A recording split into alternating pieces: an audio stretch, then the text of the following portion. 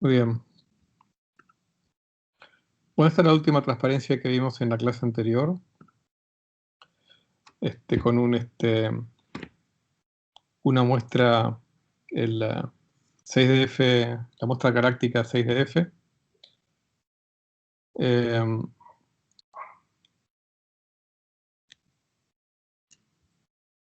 Y bueno, un poco hoy ya terminamos con esta especie de serie de clases introductorias. Estas son para que tengan un primer encuentro con el tipo de ecuaciones con las cuales vamos a encontrarnos, que describe la dinámica del universo. Como les dije, tanto los que cursaron relatividad general el año que ha pasado conmigo, como los que no, o sea, y los que cursaron y tienen miedo de no acordarse, como los que no cursaron, no se asusten, porque bueno, algunas cosas simplemente van a tener que creerme que son las ecuaciones que valen, otras las vamos a deducir en forma semi intuitiva, sin tener que usar todas las herramientas formales que vimos en el curso de relatividad general. Pero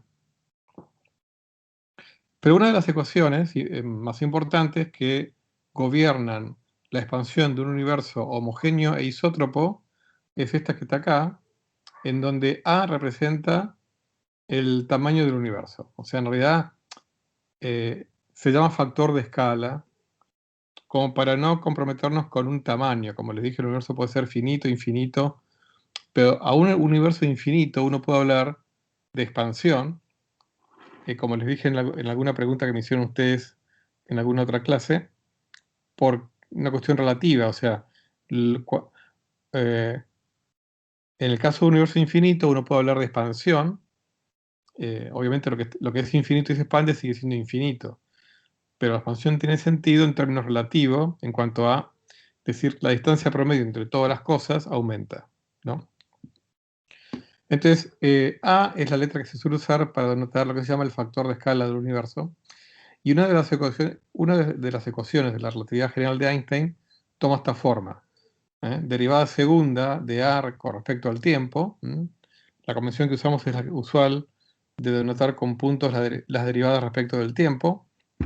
Derivada segunda respecto del tiempo del factor de escala dividido el factor de escala igual a menos 4/3 de pi por la constante universal de la gravitación de Newton, G, por un factor que dice ρ más 3p. Rho denota la densidad de materia en el universo y P la presión de esa materia. Primera, esto después lo vamos a ver digamos, lo vamos a deducir esta ecuación, pero digamos, una primera conclusión que uno obtiene es que no solamente la densidad influye gravitacionalmente en la expansión del universo, sino también la presión. Eso es algo, digamos, que no está en gravedad newtoniana, ¿no? Esto es una consecuencia de la relativista, de las ecuaciones de Einstein. Y por supuesto que la materia común tiene tanto densidad como presión positiva, con lo cual, a pesar de esta modificación, o sea, el hecho de que la presión también gravite, igual digamos, gravita atractivamente. O sea, la gravedad, que es una fuerza atractiva, sigue siendo atractiva por esta modificación relativista en donde aparece la presión. Ahora, eso es para materia común, donde la presión es positiva, ¿no? La presión de cualquier gas es positiva. O sea, cuando la presión es negativa, bueno, sería un caso en donde hubiera, pero digamos, serían situaciones inestables en la materia común. Digamos, sería un gas en donde las partículas se atrajeran entre sí, y con lo cual el gas estaría como, digamos, contrayéndose, y entonces sería una especie de presión negativa. Pero no es algo que uno encuentre todos los días en el mundo natural físico, y además tiende a ser inestable esas situaciones. Ahora, uno puede especular en cosmología con digamos, materiales exóticos. Cuando se descubrió que el universo se está acelerando en lugar de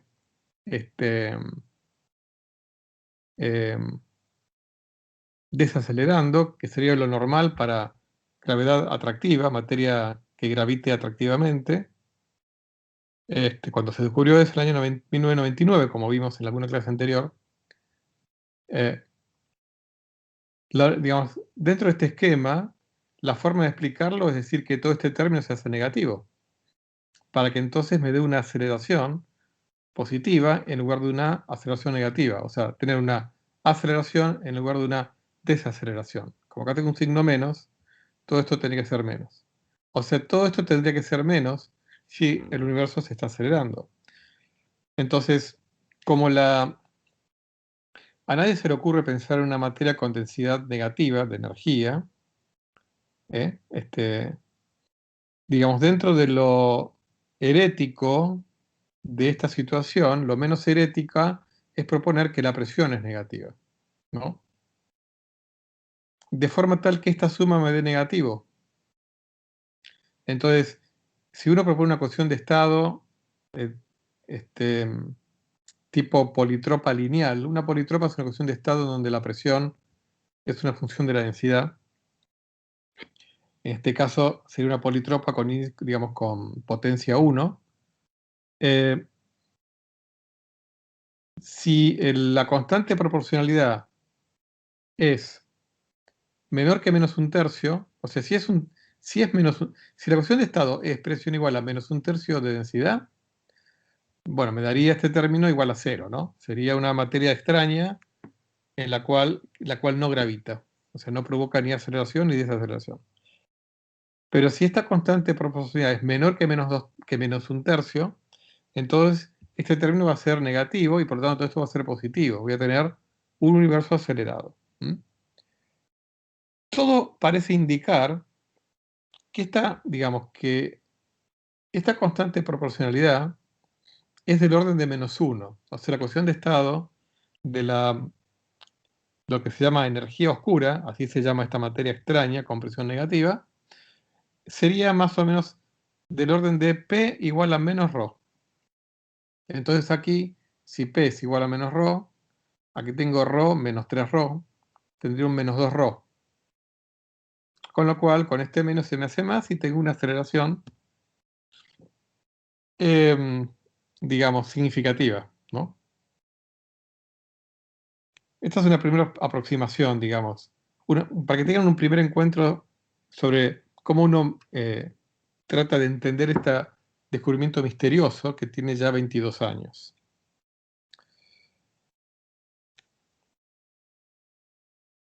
Cuando la ecuación de estado es exactamente P igual a menos ρ, o sea, cuando omega es igual a -1, eso equivale, o si quieren, es indistinguible de tener una constante cosmológica. Uno puede pensar una constante cosmológica, o sea, esa constante que Einstein introdujo para modificar sus ecuaciones, uno la puede pensar como un material que está en el universo cuyo tensor energía-impulso es proporcional a la métrica. O sea, ahora después vamos a ir entrando de a poquito o repasando lo que es la métrica en un espacio-tiempo curvo y lo que es el tensor energía-impulso, que básicamente es un tensor que describe la distribución de materia y energía en el espacio-tiempo. El término de constante cosmológica equivale a tener un material cuyo tensor energía-impulso es proporcional a la métrica del espacio-tiempo. Y en ese caso, como les dije, P es igual a menos ρ, igual a menos lambda. O sea que lambda es la constante cosmológica, coincide con la densidad de energía de ese fluido que se comporta de esta manera.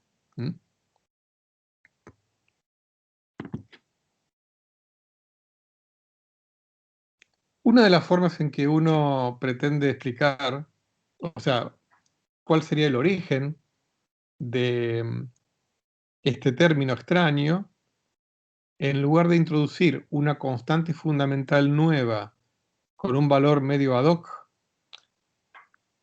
hay una forma alternativa de hacerlo y es decir que quizá haya un campo escalar que nunca fue detectado antes. Un campo escalar, bueno, es un campo descrito por una magnitud que se transforma como un escalar bajo transformaciones de Lorentz, bajo transformaciones generales de coordenadas. Un campo escalar es, a diferencia de, por ejemplo, un campo vectorial, como el campo electromagnético, que es un campo vectorial, este, u otros campos más complejos, ¿no? Un campo escalar que sea completamente homogéneo, o sea que dependa solamente del tiempo y no del espacio, se puede describir por un tensor de energía-impulso tal que la densidad tiene esta forma.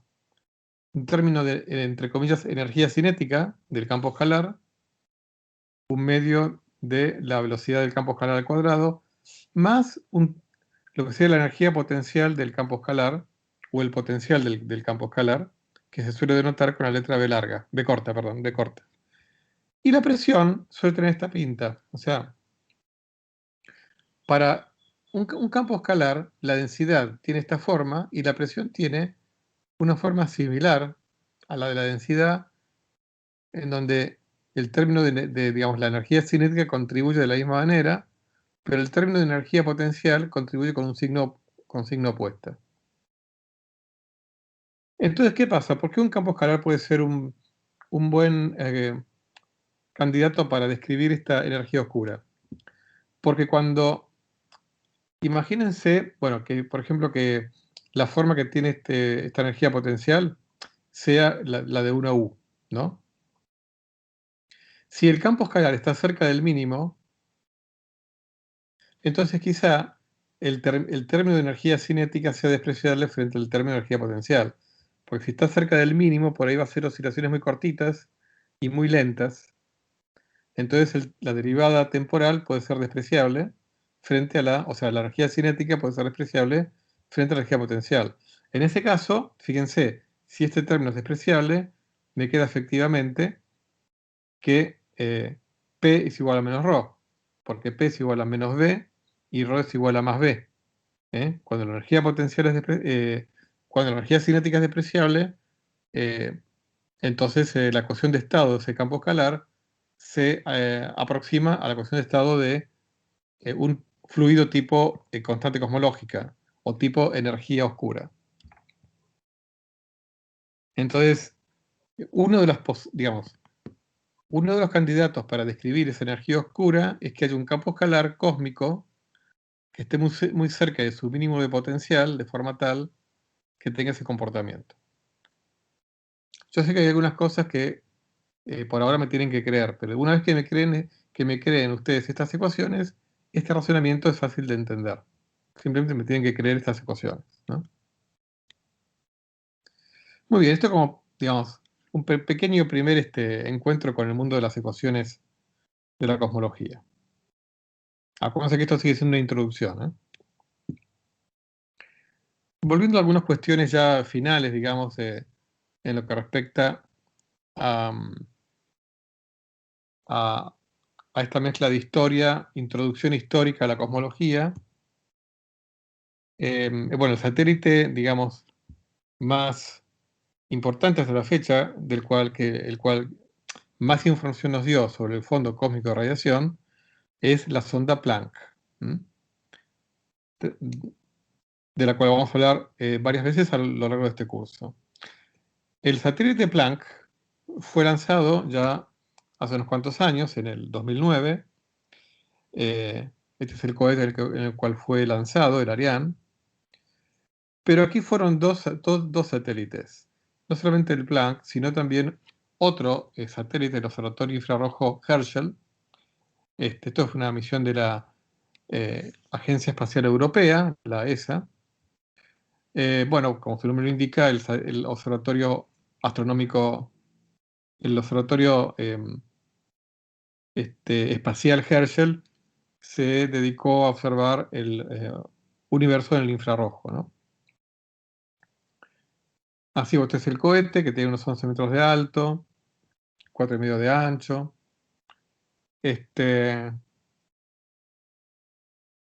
Entonces, bueno, se lanzaron los dos y luego se separaron yendo a distintas órbitas, ¿no?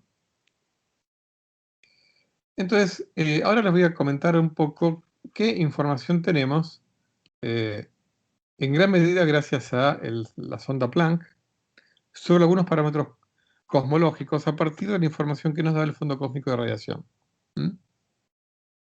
Y después les voy a contar un poquito sobre todo la órbita que tiene Planck. Que uno piensa órbitas, enseguida se imagina órbitas alrededor de la Tierra. Bueno, no es el caso de Planck y de otras ondas. Ahora vamos a ver.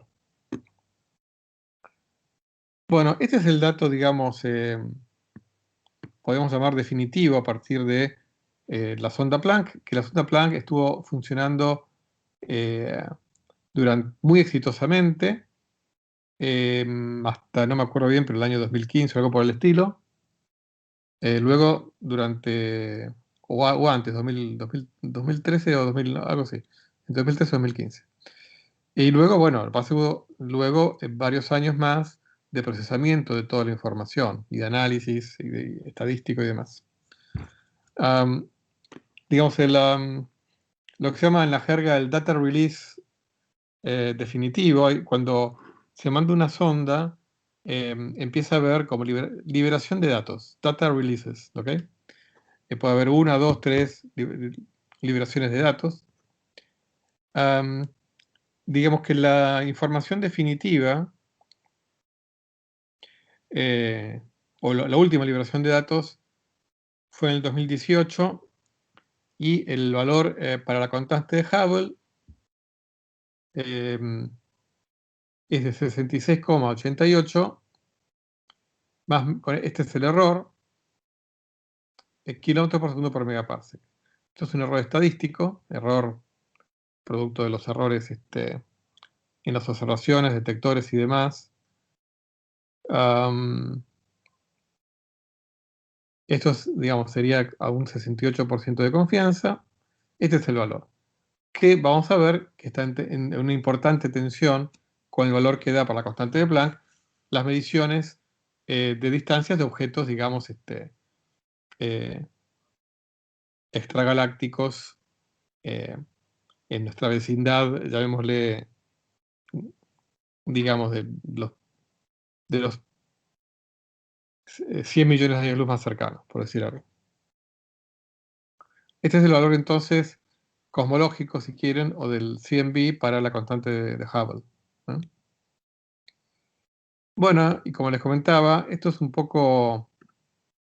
Me pareció interesante este gráfico, que bueno, aparece en una revista de divulgación, o de semidivulgación, como es Scientific American, que me pareció interesante para que tengan una idea de lo que es esta tensión, ¿no?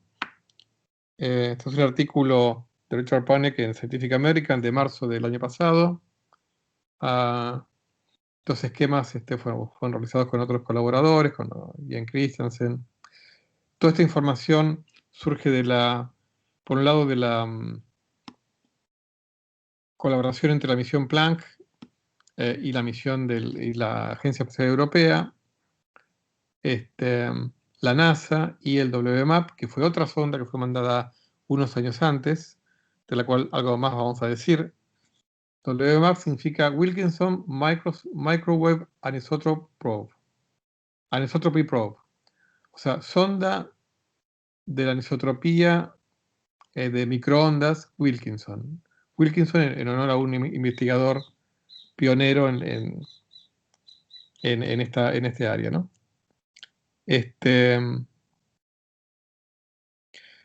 Aunque esto salió en Scientific American, el artículo original es un Astrophysical Journal, que en general vamos a referirnos al Astrophysical Journal muchas veces como el APJ, que es en la jerga como se le denomina, una de las publicaciones más prestigiosas de astrofísica y cosmología. Esta información salió originalmente en un artículo en el Astrophysical Journal del año 2019, lo que se llama el programa Hubble Carnegie Chicago, o la octava publicación, dedicada a una determinación de la constante de Hubble basada en el tip of the Red Giant Branch. Dice eso, después les voy a contar qué es eso. Tiene que ver con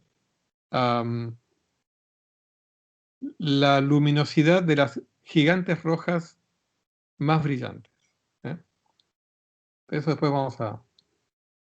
Fíjense acá hay un gráfico, digamos, de la evolución de los resultados en los últimos 20 años. Esto es historia viva, ¿no? Como se dice. Lo que es violeta es la evolución de la determinación de la constante de Hubble usando variables cefeidas, esas variables que les comenté que utilizó Hubble para descubrir la expansión del universo, ¿no? Fíjense cómo en estos últimos años se fue mejorando las barras de error. Esto es la constante de Hubble. Fíjense que esta es la escala, ¿no? de kilómetros por segundo por megaparsec,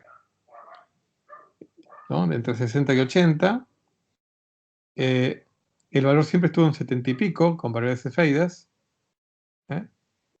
Puede subir 1, puede bajar 1, pero fíjense cómo va convergiendo a 74 y con un margen de error, fíjense, a ojo uno diría es un 74 más menos 1 y pico.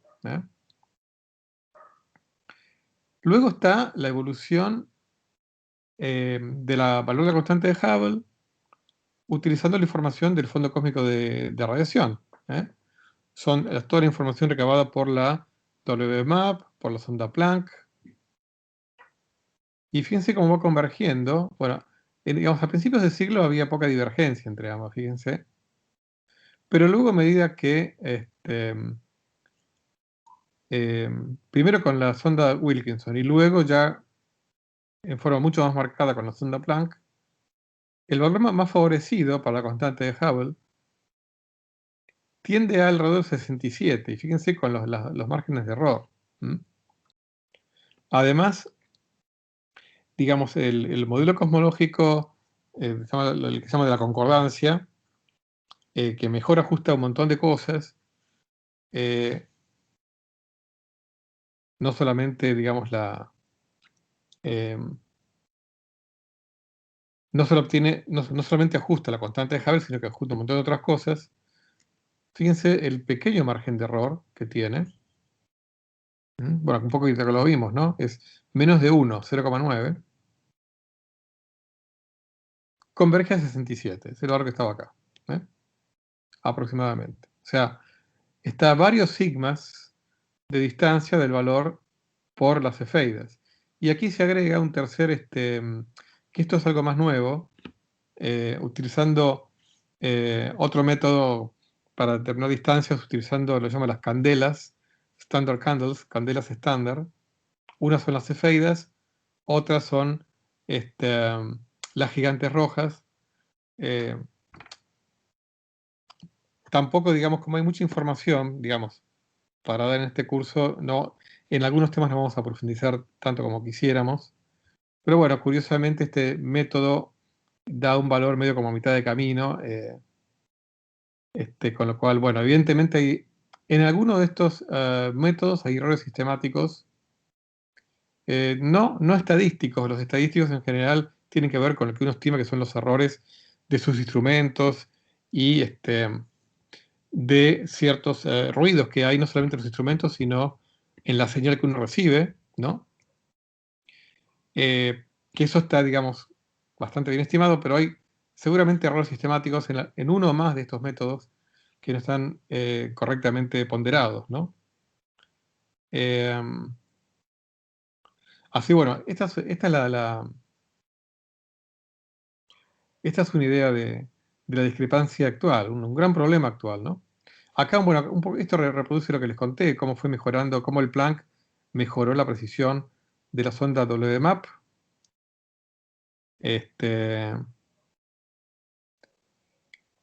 Y bueno, acá un poco, son como estos grafiquitos que están acá tienen que ver con versiones, digamos, más grandes de estos gráficos que les conté hace algunas clases de Hubble, ¿no?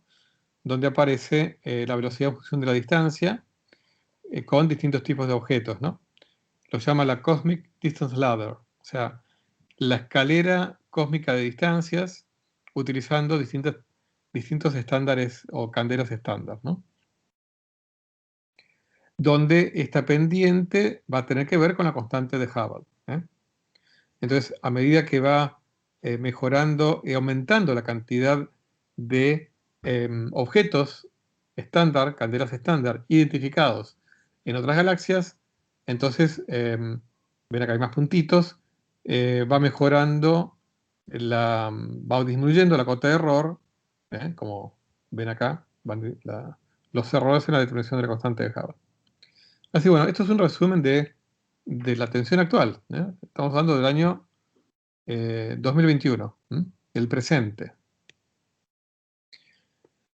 Bueno, y volviendo a los valores, ¿no?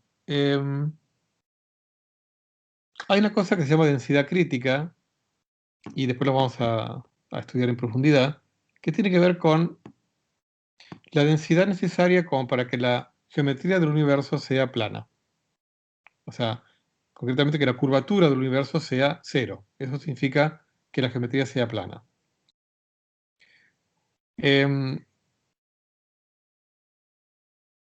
Después vamos a ver que las ecuaciones de Einstein me dicen que esa, lo que se llama la densidad crítica, es una función del ritmo de expansión.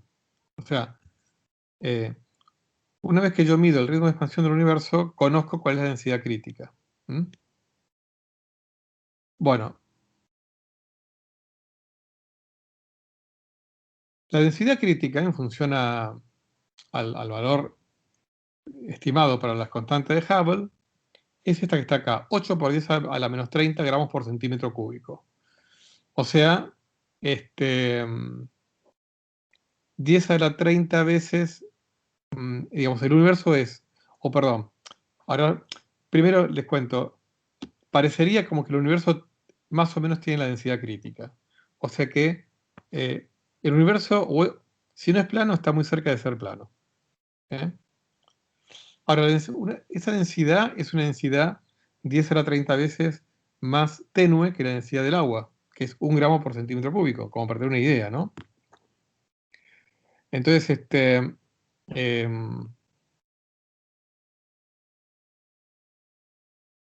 em, si uno tuviera que describirla en palabras,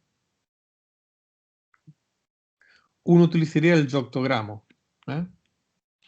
El yoctogramo por metro cúbico. Acá hay por centímetro cúbico. En un metro cúbico habría 8 por 10 a la menos 24 gramos. 10 a la menos 24, la palabra es yocto. Así como para 10 a la menos 9 es nano, y 10 a la menos 12 es pico, 10 a la menos 24, es yocto. Así uno podría decir que la densidad del universo es más o menos, parecería ser, de unos pocos yoctogramos por metro cúbico. Que eso, en lenguaje más, si quieren, en algo más visible, equivale a no mucho más de un átomo de hidrógeno por metro cúbico. O sea, un átomo de hidrógeno por metro cúbico,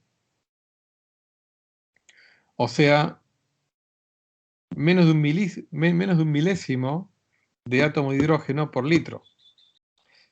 O sea, bueno, por eso es esta gran diferencia en orden de magnitud. O sea, imagínense, el número de Avogadro por litro es la típica cantidad de moléculas que hay en un gas ideal a temperatura y presión ambiente. Bueno, en el universo en promedio hay un átomo por metro cúbico. Ahora, ¿dónde está esa densidad? ¿En dónde uno la encuentra? Y en el espacio intergaláctico.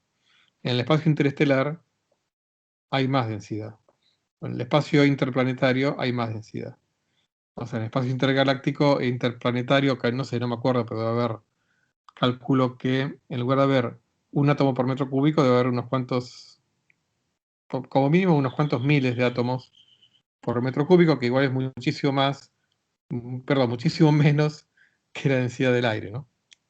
Pero bueno, es bastante más denso que el espacio intergaláctico, que sería la densidad promedio del universo. Ahora bien, como les dije, todo indica que de ese total, esto es incluyendo la energía oscura. ¿Eh? Incluyendo la energía oscura, la materia oscura no bariónica y la materia bariónica, esta es más o menos la densidad del universo. Ahora, la densidad de materia ordinaria, como les dije, es menos un 5% de la densidad total, con lo cual se me va a un 0,4 de octogramos.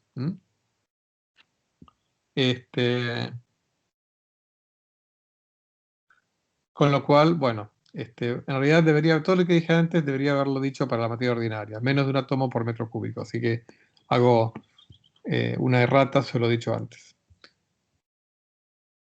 Otra forma de verlo, esto, que significa un átomo por metro cúbico, es que hay en el universo, digamos, menos de 5.000 millones de soles por megaparsec cúbicos. Por ahí tampoco nos dice mucho eso, pero digamos, un megaparsec es la distancia más o menos que hay hasta Andrómeda. Es un poquito más, un megaparsec, pero... Entonces, imagínense que un megaparsec cúbico sería el cubo imaginario que contiene nuestro grupo local de galaxias, más o menos. 5.000 millones de soles es mucho menos que la cantidad de soles que hay en nuestro cubo local, en nuestro grupo local. Está bien, es lógico. O sea, la densidad promedio del universo es bastante menor que la densidad de materia que hay en el espacio en nuestro grupo local de galaxias, obviamente, porque en nuestro grupo local hay varias galaxias.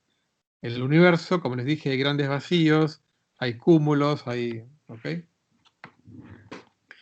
Hay una cantidad que después vamos a definirla bien, que se suele utilizar mucho, que es, esto sería el omega bariónico, por definición es la densidad de materia bariónica dividido la densidad crítica. Se suele utilizar mucho ese parámetro.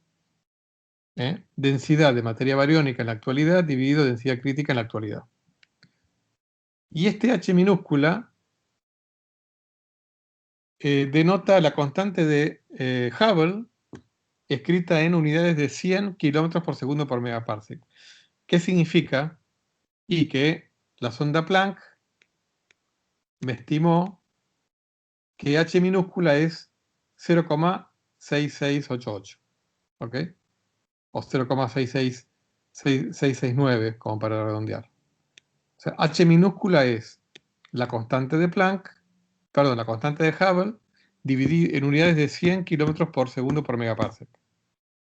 Entonces reitero, la estimación actual de la sonda Planck de H minúscula es más o menos 0,67 aproximadamente. Entonces, como hay en parte por esta tensión que hay en las distintas formas de determinar la constante de Hubble, las estimaciones para estos parámetros se suelen escribir poniendo este factor. Y todo esto me da aquí 0,02. Claro, como esto es más o menos 0,67, cuando yo lo paso dividiendo, 0,67 al cuadrado me da más o menos 0,5 aproximadamente, con lo cual esto me da 0,044, 45, que es lo que yo les dije más o menos que es la estimación para la densidad bariónica, más o menos un 4,5 o 5% de la densidad total. La materia oscura es, como les dije, 5 o 6 veces más abundante que la materia bariónica común. Entonces, esto mismo, en lugar de ser 0,022, es 0,12. Unas 6 veces más, 5 o 6 veces más, ¿eh? En estas unidades de 2 octogramos por metro cúbico. Es con la misma forma de presentar el resultado. Y la energía oscura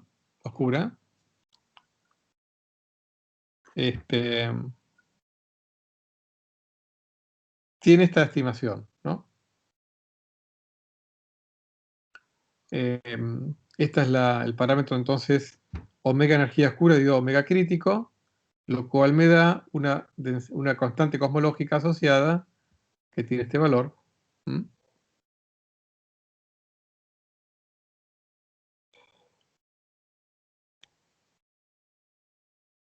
Muy bien, acá hay un par de ejemplos más de instrumentos que se lanzaron hace algunos años. Unos globos para medir el fondo cósmico de radiación. Esto fue más a principios de siglo. Uno el máxima por las siglas de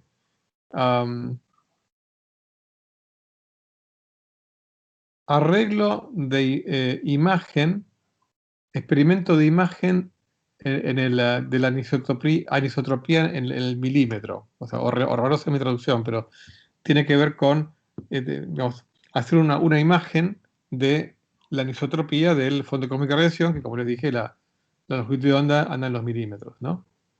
En todo caso, la gente inventa palabras que tengan que ver con el experimento como para que me quede un nombre simpático. En este caso, máxima. Y en este caso, el boomerang, globo de observaciones de radiación milimétrica extragaláctica y geomagnética. Acá está la foto. Fue lanzado en la Antártida.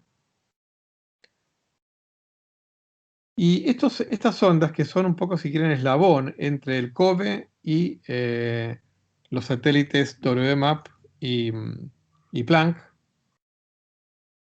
fueron los que detectaron con claridad lo que se llama el sonido del universo. Esto es el espectro de fluctuaciones del fondo cósmico de radiación en lo que se llama armónicos esféricos. Que esto realmente no vamos a ver, en este curso no vamos a tener mucho tiempo de verlo, pero bueno, tiene que ver con las fluctuaciones en la esfera celeste, desarrollarlas en coordenadas esféricas, utilizando los armónicos esféricos, que son los que, digamos, si alguno de ustedes recuerda el electromagnetismo 1, para resolver algunos problemas con simetría esférica se utilizaban los armónicos esféricos.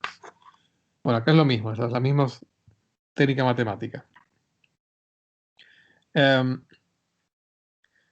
Este es el L, que tiene bueno, que tiene, digamos, que está directamente relacionado con las escalas que uno ve en el cielo. Este es el espectro, digamos, de fluctuaciones del fondo cósmico de radiación. Lo que se detectó con estas ondas es un pico aquí, se llama el primer pico, para un L alrededor de 200. El L tiene que ver con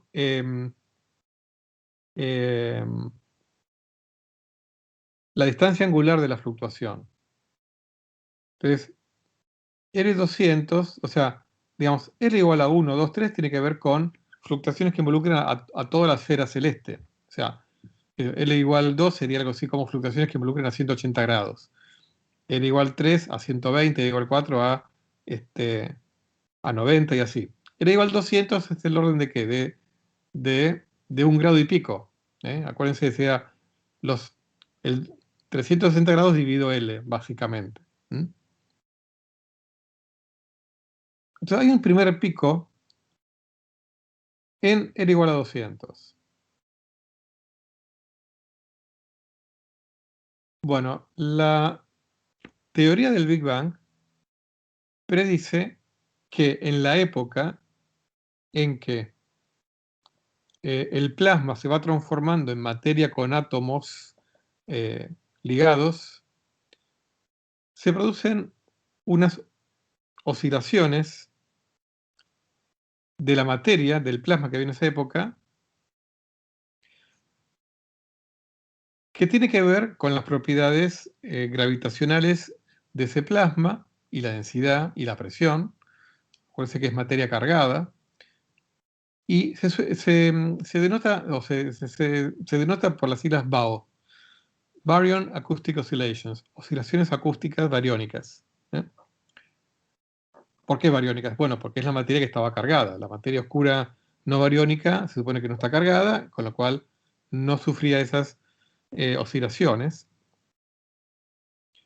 Entonces, esas oscilaciones son oscilaciones elásticas, análogas a las ondas de sonido. Por eso son oscilaciones acústicas.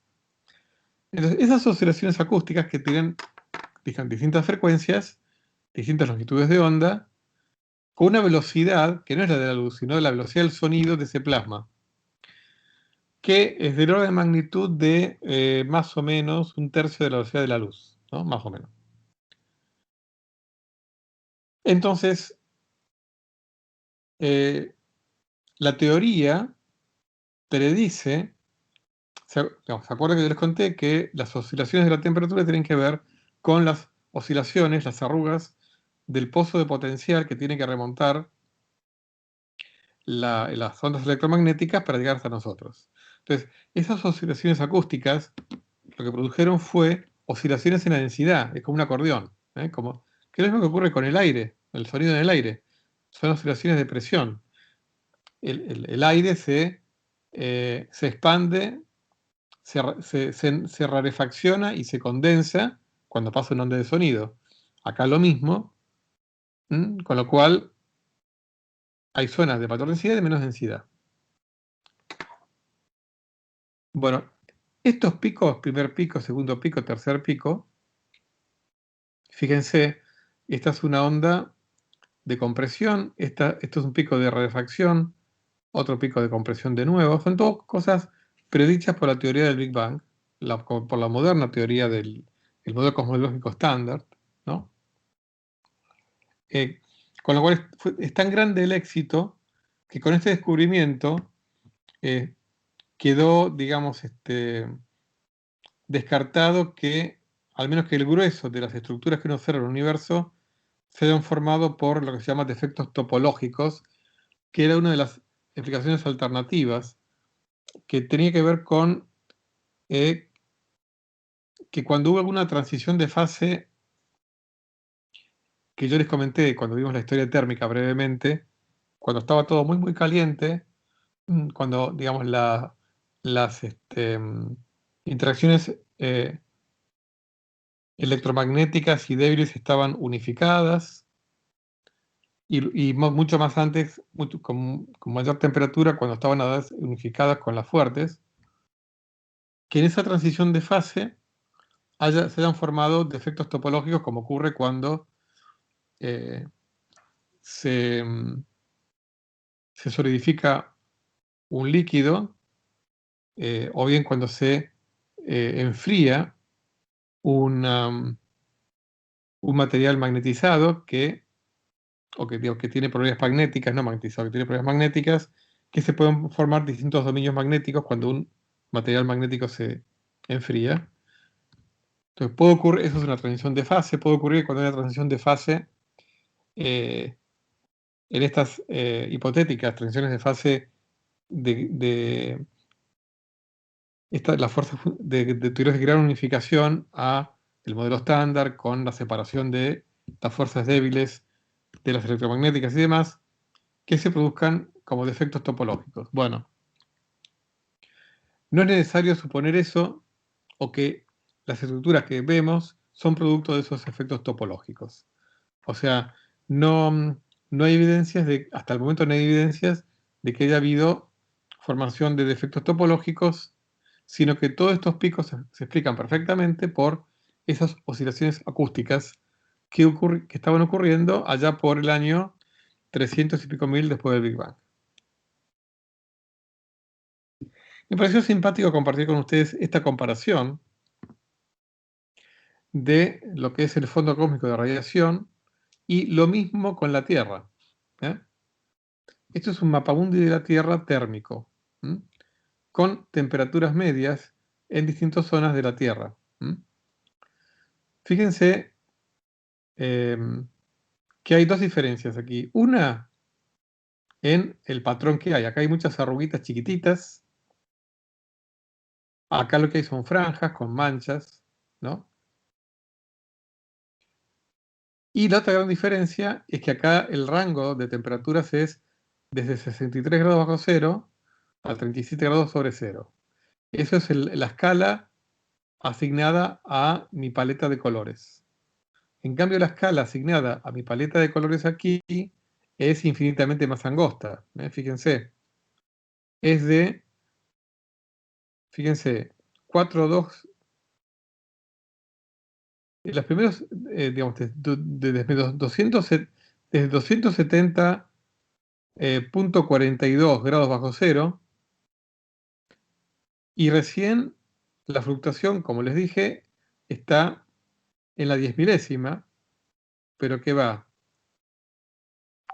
de 2 a 8. O sea que la fluctuación aquí es de más o menos 10 milésimas de grado. Más o menos 2 10 milésimas de grado.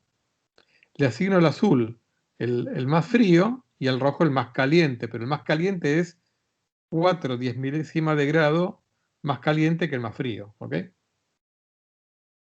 Pero como les dije, son coordenadas polares donde uno transforma la esfera celeste en este mapamundi. Y yo aquí transforma la esfera de la superficie de la Tierra en un mapamundi.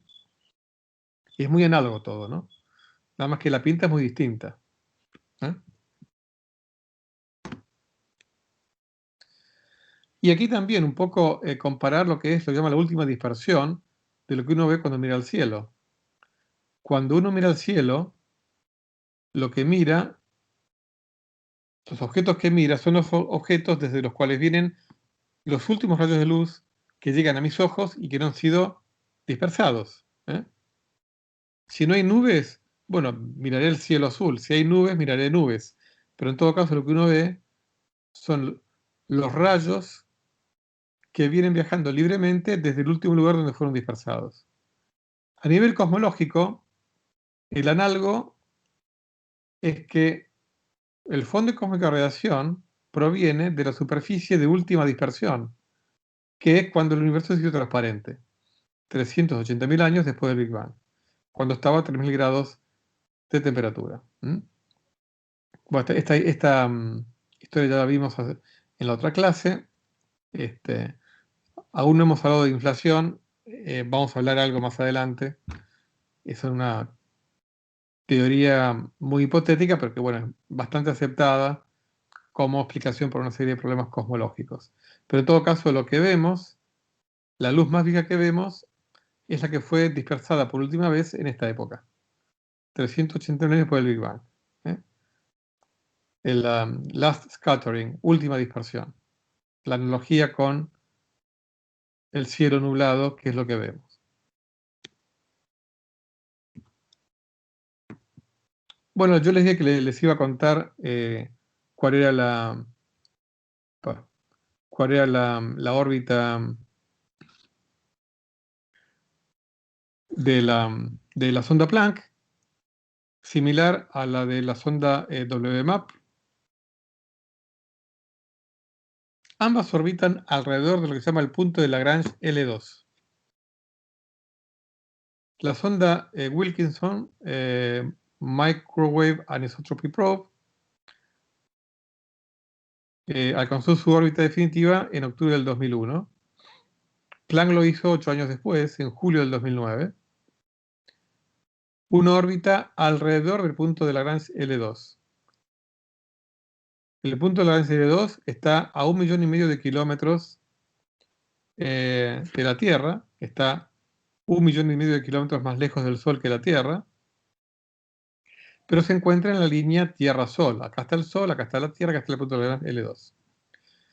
El punto de Lagrange L2 fue descubierto por Lagrange en sus intentos de resolver el problema de tres cuerpos gravitacional. El problema de tres cuerpos gravitacional, que es aplicar las leyes de Newton a un sistema de tres cuerpos que se atraen por la ley de Newton de la gravedad, es un problema insoluble. Pero hay ciertas situaciones en donde uno puede resolverlo de forma exacta o bien en forma aproximada. Hay un punto de equilibrio, hay varios puntos de equilibrio en el problema de tres cuerpos. Uno es este, que es un punto, al ser un punto de equilibrio significa que hay una condición, y es que uno de esos tres cuerpos tiene que tener una masa despreciable frente a los otros dos. Entonces yo tengo el problema de dos cuerpos, que es el problema de Kepler, que resolvió Newton exactamente, ¿no? De la Tierra y el Sol, orbitando uno alrededor del otro. Obviamente es más lo que se mueve la Tierra que el Sol, ¿no? Eh, este punto se tiene equilibrio, con lo cual un tercer cuerpo pequeño que estuviera exactamente en el punto L2, directamente estaría quieto entre comillas. O sea, ¿qué significa? Que acompañaría a la Tierra en su órbita alrededor del Sol, ¿m? Acompañándolo. O sea, un satélite que estuviera exactamente en el punto L2 no orbitaría alrededor de la Tierra, sino que orbita junto con la Tierra alrededor del Sol.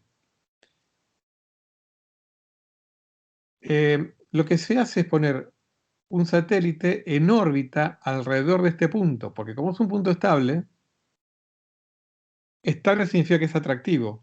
Entonces, es como si hubiera un objeto aquí invisible. O sea, un objeto puede orbitar alrededor de este punto invisible, porque es un punto estable, atractivo, ¿ok?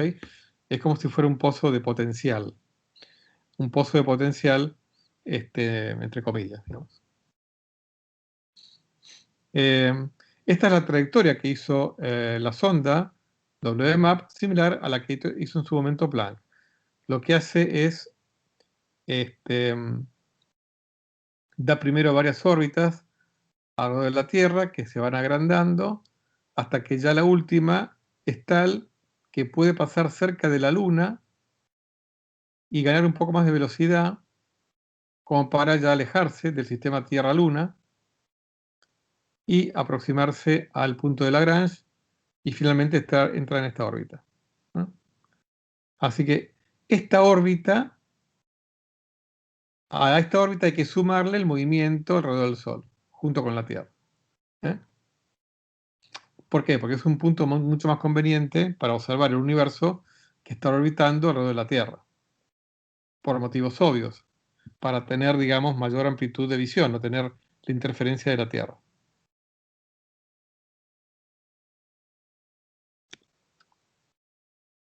Bueno, y ya terminando un poco con esta larga introducción al curso, este es un gráfico que combina datos de la sonda WMAP, de la sonda Planck, en donde acá se ajustan, digamos, este es el espacio de el parámetro de densidad de la energía oscura con el parámetro de densidad de la materia total, ¿eh? Esta es la materia oscura junto con la bariónica toda. Como se acuerdan que esto se define en relación a la densidad crítica, ¿no? La densidad crítica tiene que ver con la densidad necesaria para hacer un universo plano. Por definición, eh, la curva omega lambda más omega materia igual a 1, que sería esta curva, esta recta, es una curva en donde el universo es plano, porque la suma de estas dos me da 1. O sea que la densidad total, energía oscura más materia, es igual a la densidad crítica. Por lo tanto, la suma de estas dos omegas me da 1. Entonces la curva es omega lambda más omega mega, omega m igual a 1, es esta curva que está acá, que es esta que está acá. Este es un gráfico que ya tiene sus años, pero igual me parece interesante. Acá está, esta está la constante de Hubble asociada, ¿no? Porque al fin y al cabo la constante de Hubble tiene que ver con la suma de estas dos, de estos dos parámetros. Donde acá hay varias información. La sonda Planck WP denota los datos de polarización a bajos L, o sea, bajos momentos multipolares, estos que vimos antes, ¿no? Los L, y el SPT, el high L, perdón, son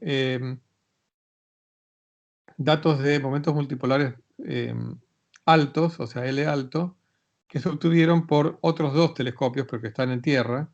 Uno es el telescopio del Polo Sur y otro el telescopio de cosmología de Atacama. ¿Mm? Son dos telescopios que también están dedicados a detectar el fondo cósmico de radiación, en particular además la polarización, que también nos dan otro tipo de información. Bueno, acá se los muestro simplemente, no tienen por qué entenderlo, pero estos son... bueno, además, si uno además agrega otro tipo de información que ahora no vamos a detallar, que tiene que ver con lentes gravitacionales y otros parámetros que surgen de las oscilaciones acústicas, obtiene estas curvas de confianza. Y fíjense, cuando digamos, esto sería... todo esto sería, digamos, cuando uno pone estos datos. Cuando uno agrega además los lentes gravitacionales y los parámetros de las oscilaciones acústicas, uno llega a esta zona compatible con los datos, que está muy realmente en la línea en donde el universo es plano.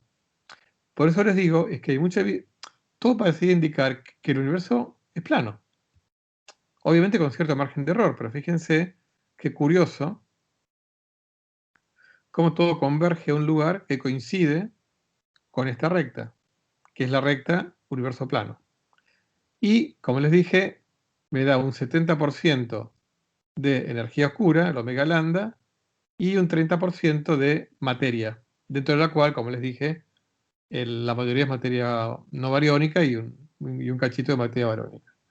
Esto para que tengan un primer contacto con los gráficos que suelen aparecer en la literatura. Por el momento no tienen que entender mucho más que esto, pero que vean cómo parecería indicar que el universo es plano. Así bueno, con esto terminamos esta introducción. Esta última transparencia la titulé En la orilla del océano cósmico, que es el título del capítulo 1 de la serie Cosmos de Carl Sagan, que es una serie que a muchos nos ha inspirado de adolescentes para elegir estudiar estos temas. Realmente es notable que sepamos tantas cosas teniendo en cuenta que estamos, como decía Carl Sagan, en la orilla terrestre de este océano gigantesco, porque al fin y al cabo, como les dije, lo que vemos es, o tenemos acceso a nuestro cono de luz pasado, y como verán, es una disciplina que está en constante crecimiento. Los últimos 100 años han sido verdaderamente apasionantes, y como vimos, los últimos 20 también.